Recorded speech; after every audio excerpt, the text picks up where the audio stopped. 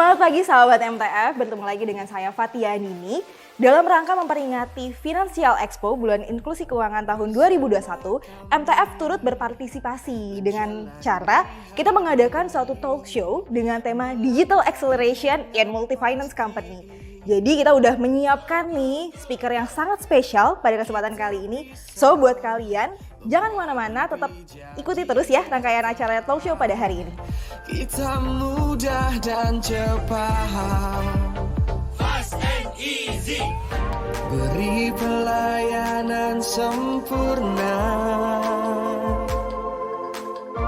untuk kepuasan Anda. Mandiri Tunas Finance mewujudkan mimpimu, miliki kendaraan pribadi Anda. Oke sahabat MTF semuanya, kali ini kita sudah memiliki special guest star, speaker yang sangat spesial yaitu dengan Bapak William Francis Indra selaku Direktur PT Mandiri Tunas Finance.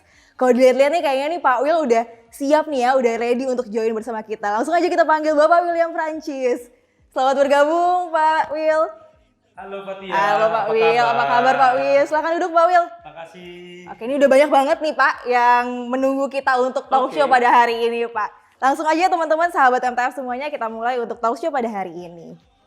Oke, jadi sahabat MTF nih kalau misalnya boleh kasih bocoran sedikit ya Pak. Bapak William ini terkenal kalau di MTF itu ada dua icon nih. Jadi Bapak itu terkenal sebagai sosok yang suka berolahraga. Bisa dilihat nih sahabat MTF benar-benar bugar ya Bapak William walaupun di masa pandemi ya Pak ya. Gitu. Terus habis itu yang kedua itu juga dikenal sebagai sosok yang digital gitu ya Pak. Jadi zaman dulu tuh dari awal-awal MTF selalu kalau misalnya IT digital pasti dengan Bapak William. Jadi sesuai banget nih Pak sama tema kita pada hari ini Pak. Jadi terkait digitalization gitu Pak. Digitalization, acceleration di perusahaan pembiayaan Pak. Nah mungkin kalau misalnya kita sebelum masuk ke perusahaan pembiayaan nih Pak, kayaknya sih enaknya kita ngomongin tentang percepatan transformasi digital di Indonesia Pak. Nah saya penasaran sih Pak kalau misalnya sama Bapak nih ya terkait percepatan transformasi digital, menurut Bapak gimana Pak di Indonesia Pak saat ini Pak?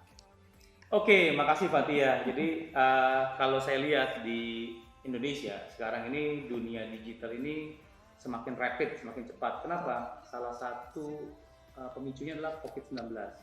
Karena bagaimanapun COVID-19 ini membuat orang merubah behaviornya gitu ya. Dan kalau kita lihat dari rencananya pemerintah 5 tahun ke depan, itu Indonesia itu diharapkan menjadi Indonesia yang digital. Ya. Banyak informasi, banyak arahan dari Pak Presiden, dari kementerian, baik itu BUMN, Kominfo, untuk supaya semua aspek kehidupan Indonesia itu banyak digital. Jadi menurut saya di Indonesia sekarang ini perkembangan digital luar biasa gitu ya. Banyak kalau kita melihat di ekonomi gitu ya, banyak layanan fintech mulai merubah tatanan atau gaya atau behaviornya masyarakat Indonesia. Kita mungkin banyak masyarakat Indonesia sekarang di perkotaan jarang bawa dompet ya. Sekarang bawanya handphone, bayarnya pakai dompet digital. Itu part of atau bagian dari digitalisasi di Indonesia. Gitu Pak ya. Oke, berarti menarik banget nih ya Pak ya perkembangan transformasi digital ya Pak ya di Indonesia saat ini. Sekarang kita masuk ke pertanyaan kedua nih ya Pak ya. Jadi kalau tadi kan kita udah membahas tentang gimana sih Pak saat ini transformasi digitalnya. Nah, transformasi digital ini kan juga memiliki peranan yang sangat signifikan gitu Pak, yang sangat besar ya teman-teman semuanya untuk suatu negara, khususnya juga di Indonesia nih Pak. Nah, kalau menurut Bapak nih Pak, boleh nggak sih Pak cerita-cerita sedikit gitu sharing sama kita pentingnya transformasi digital di Indonesia saat ini Pak? Oke, makasih Fatia. Jadi mungkin transformasi digital di Indonesia banyak ya yang kita lihat di dalam dunia kehidupan sehari-hari gitu ya. Kita bisa merasakan sekarang cara orang berjualan, cara orang memasarkan produk itu sudah banyak melalui media sosial tentunya. Karena itu part of digitalisasi. Banyak orang sekarang jualan lewat IG story, jualan lewat Facebook Market, banyak. Dan juga kalau kita lihat perkembangannya e-commerce gitu ya di Indonesia juga part of transformasi digitalnya di Indonesia. Jadi menurut saya implementasinya sangat luas gitu ya. Yang kedua, saya berbicara dari layanan atau customer service misalnya. Sekarang ini banyak orang mengimplementasikan terkait dengan dunia digital atau transformasi menggunakan atau mengarah kepada customer service. Dulu waktu awal-awal kita senang sekali gimana caranya memberikan rating kepada drivernya Gojek. Dari mulai bintang 1 yang paling jelek sampai dengan bintang 5. Akhirnya jadi masalah. Begitu Gojek dikasih bintang 1, semua orang jadi komplain kemana-mana. Bahkan di Twitter rame gara-gara orang ngasih bintang 1. Kalau dulu mungkin orang nggak peduli bintang 1, bintang 2. Sekarang bintang 1 itu jadi masalah. Pengennya bintangnya semuanya 5. Bahkan mungkin beberapa perusahaan di Indonesia juga mulai mengadopsi kalau menggunakan penilaian karyawan, nggak lagi tuh pakai angka 1, 2, 3, 4, 5 apa, nggak gitu. Jadi sekarang udah pakai bintang, sama seperti kalau orang support gitu ya, dinilai oleh orang penjualan, ya dia akan dinilai bintang berapa dia. Nah, bintang 1 jadi masalah nanti karena kurang support. Jadi artinya transformasi digital di Indonesia sangat luas, sangat rapid, sangat banyak sekali diimplementasinya. Tadi saya mencontohkan hanya 2 terkait dengan sales, kemudian yang kedua terkait dengan customer service. Mudah-mudahan bisa memberikan sedikit informasi lah mengenai transformasi digital di Indonesia. Oke, menarik banget nih ya teman-teman sahabat MTF semuanya, jawaban dari Pak Will benar-benar memberikan insight lebih gitu ya kepada kita tentang transformasi digital, khususnya seberapa penting sih di Indonesia saat ini. Oke Pak, mungkin kita bisa lanjut ya Pak ya ke pertanyaan yang ketiga. Oke Pak Will, sekarang kita udah masuk ke pertanyaan ketiga nih ya Pak ya. Jadi yang akan kita bahas, kalau tadi kan kata Bapak transformasi digital itu sangat penting Pak di suatu negara, di Indonesia. Sekarang kita udah mulai mengerucut, kita masuk ke perusahaan pembiayaan atau multi finance nih Pak. Nah menurut Bapak nih Pak, di perusahaan pembiayaan kenapa sih Pak penting banget untuk diterapkan tentang transformasi digital ini? Khususnya juga mungkin di MTF gitu ya Pak ya. Boleh Pak mungkin. Baik, Pak? makasih Pak Tia. Jadi kalau di dunia multi finance atau orang awam dengarnya leasing gitu ya, dunia leasing gitu ya, penting, sangat penting untuk merubah tatanan bisnis, tatanan layanan ke arah digital. Pertama misalnya, di pandemi COVID-19 mulai di awal tahun 2020 sampai dengan saat ini, kita ini sangat terbatas gerak-geriknya gitu ya, karena memang kita harus protokol kesehatan. Sehingga cara kita atau the way we sell our product itu udah mulai berbeda Pak Tia. Jadi dulu mungkin kalau Pak Tia sering lihat kalau orang ingin beli mobil, karena multi finance identik dengan pembiayaan otomotif gitu ya. Kalau mau beli mobil, dia ke dealer, dia ke pameran di mall, dia ngelihat di pameran internasional kayak kelas IMS atau GIAS gitu ya. Tapi semenjak pandemi, kita udah nggak boleh lagi yang namanya bikin pameran secara offline. Nah, mulailah berpikir untuk digitalisasi, transformasi. Sekarang multi finance berlomba-lomba bikin yang namanya pameran online. Semua orang bikin. Jadi kita mengattract orang-orang yang tadinya kalau offline event itu hanya di Jakarta atau di Surabaya atau di Makassar. Tapi kalau online, manfaatnya sebenarnya bisa dilihat dari seluruh Indonesia atau bahkan seluruh dunia. Challenge-nya adalah bagaimana caranya kita menyajikan atau memperlihatkan kepada nasabah yang tadinya booth-nya offline, mobilnya offline, jadi online. Nah, mulailah ada teknologi dulu kita kenal namanya 3D. Mobilnya bisa seolah-olah kita duduk pakai VR, kemudian bisa dibolak-balik atas, belakang, bawah, atas gitu ya. Jadi orang bisa melihat, tapi memang ini butuh waktu di Indonesia. Karena apa? Customer behavior itu nggak gampang untuk mengubah tadinya. Kalau orang di Indonesia ini keadaan di lapangan di pasar.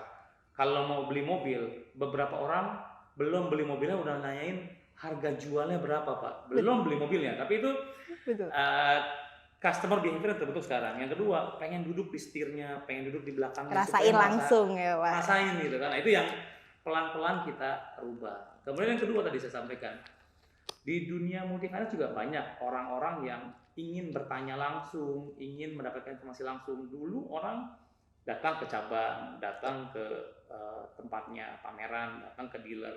Sekarang di dunia yang ada pandemi ini orang nggak bisa langsung. Akhirnya pelan-pelan kita sajikan juga, misalnya bagaimana caranya orang bisa nanya, bisa kasih masukan, bisa kasih kritik lewat digital, lewat chatting, lewat yang lain-lain. Kita sebut sebagai robot.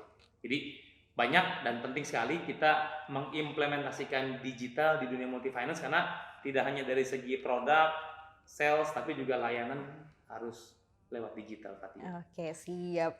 Bener-bener ya Pak ya, jadi kalau tadi ini sahabat MTF sesuai dengan statement dari Bapak William gitu, jadi memang sangat penting ya Pak transformasi Yes. digital ya Pak, selain Penting. untuk di Indonesia, di perusahaan pembiayaan juga di MTF nih sangat penting. Nah ini mungkin kita bisa bahas lebih lanjut ya Pak, kira-kira transformasi digital apa sih yang udah dimiliki sama MTF? Nanti kita lanjut ya Pak ya ke Oke. pertanyaan keempat. Oke. Oke nih Pak Will, tadi kalau Oke. misalnya kita udah berbicara banyak ya Pak ya tentang transformasi digital, ini ada pertanyaan terakhir Pak. Kalau Oke. tadi kan sebelumnya Bapak bilang transformasi digital di perusahaan pembiayaan atau multifinance sangat penting Pak.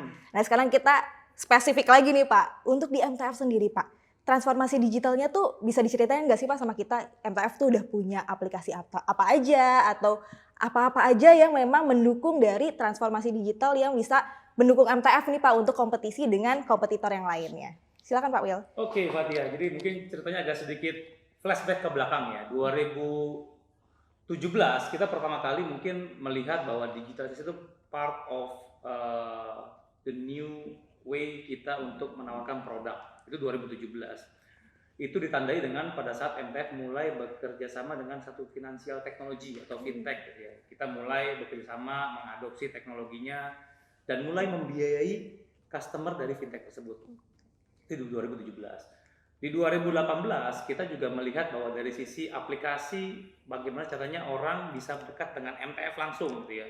Dulu kita melihat kita bikin aplikasi namanya, kalau sekarang teman-teman bisa download di Play Store, di App Store, namanya MTF Go gitu ya. MTF Go ini layanan dari MTF terkait dengan produk untuk yang akan menjadi nasabahnya MTF, kemudian juga bisa melakukan simulasi kredit, bisa melakukan pengajuan kredit lewat MTF Go, bahkan untuk yang menjadi nasabahnya kami di MTF itu bisa melihat berapa angsurannya, bisa membayar lewat MTF Go, bahkan bisa perpanjang STNK dan mengambil BPKB dan seluruh layanan lainnya lewat MTF Go. Itu yang untuk nasabah. Kita mulai dari tahun 2018.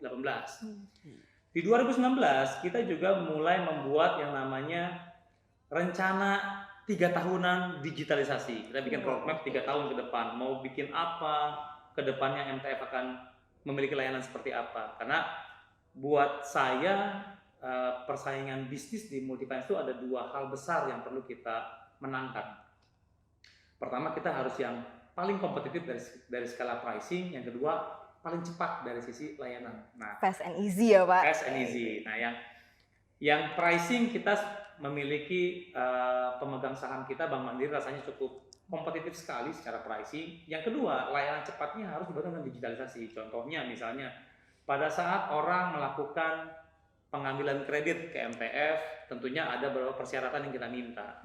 Semakin cepat kita mendapatkan informasi tersebut dan semakin cepat kita memutuskan, itu semakin baik buat nasabah, semakin puas. Nah, harus dibantu dengan teknologi. Kita bekerja sama dengan berbagai macam pihak gitu ya untuk melihat. Contohnya sekarang dengan cukup mengetikkan NIK atau nomor induk kependudukan, Nomor KTP ya Pak ya, nomor KTP. Saya tahu di sahabat MTF. Fathia ini tinggal di mana sekarang, kemudian istri suaminya siapa kalau udah menikah, kemudian punya cicilan di mana aja. Kemudian secara kemampuan saya bisa lihat Fathia seperti apa. Itu hanya dengan mengetikkan Nomor KTP ya Pak ya. nomor KTP atau NIK. Itu part of our digitalization. Sehingga kita bisa secara cepat memutuskan Fathia ini eligible diberikan kredit atau enggak. Kemudian dari sisi layanan, gitu, setelah menjadi nasabah MTF, kalau orang mau memberikan informasi, mau komplain, mau memberikan saran, kita sekarang punya robot, kita punya AI atau Artificial Intelligence, kita sebut sebagai Marsha. Dia bisa dikontak 24 jam sehari, kemudian 7 hari seminggu lewat WhatsApp, bisa ngobrol.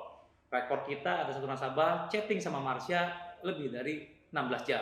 Jadi orang betah, silakan nanya, silakan dijawab. Kalaupun Marsha nggak bisa jawab, akan dilempar ke orang kita di back end untuk diskusi mengenai offline solusinya.